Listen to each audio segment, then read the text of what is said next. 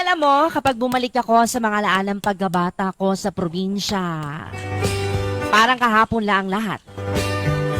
Yung simpleng buhay, yung bang mga bagay dati, Madi, na hindi mo pinapansin pero ngayon, namimiss mo na.